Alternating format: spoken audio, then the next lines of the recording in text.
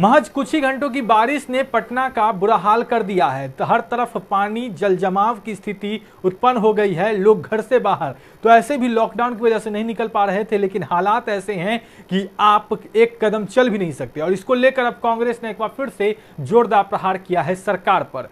कांग्रेस के प्रवक्ता हैं राजेश राठौर, उन्होंने क्या कुछ कहा पहले आप सुनिए। मात्र कुछ घंटों की हल्की बारिश में ही पटना के सड़कों पे जल जमाव होना ये दर्शा दिया कि सरकार की ओत-पोती दलील कि बरसात पूर्व सारे नालों की उराही, जल जमाव से निजात की तैयारी सरकार ने कर ली है।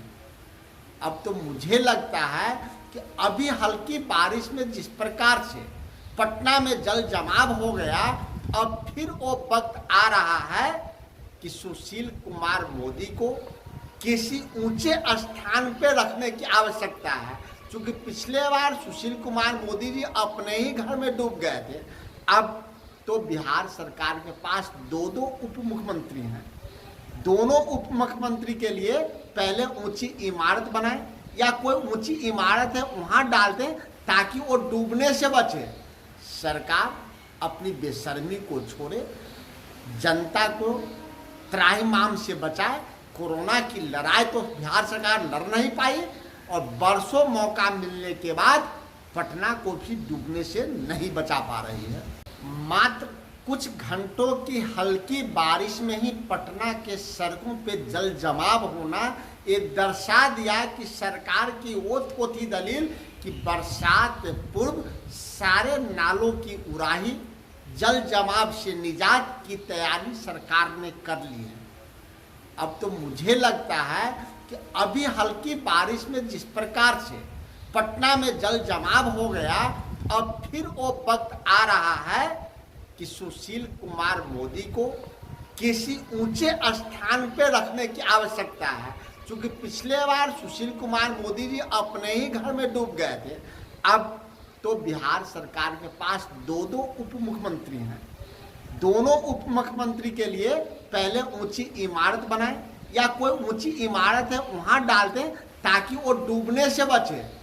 सरकार अपनी बेशर्मी को छोड़े, जनता को त्राहिमाम से बचाए।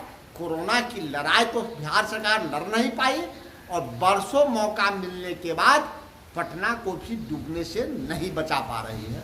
तो आपने सुना, राजेश राठौर ने 2 साल पहले की घटना को याद दिला दिया जब पटना में जल जमाव हुआ था। और उन्होंने यहां तक कह दिया कि सरकार में जो उप मुख्यमंत्री हैं, जिस तरीके से उस वक्त सुशील कुमार मोदी हाफ पैंट पहनकर बीच ऊंचाई पर खड़े हो गए थे और वो भाग खड़े हुए थे, अब बिहार के दो उप मुख्यमंत्री है, तो ऐसे में इन लोगों के लिए व्यवस्था कर देनी चाहिए। सरकार बार बार ये दावा करती है कि वो उन्होंने तमाम व्यवस्थाएं कर दी है, पटना में इस बार जल जमाव नहीं होगा, लेकिन जो पहली ही बारिश में हाल हुआ है उसको लेकर अब यह कहना अतिशयोक्ति नहीं होगा कि पटना का हाल जो है इस बार और भी ज्यादा बदतर हो सकता है। और कांग्रेस ने इसको लेकर सरकार को और दोनों उप मुख्यमंत्री को भी घेरा है। अब बढ़ रहे हेडलाइंस बिहार के साथ।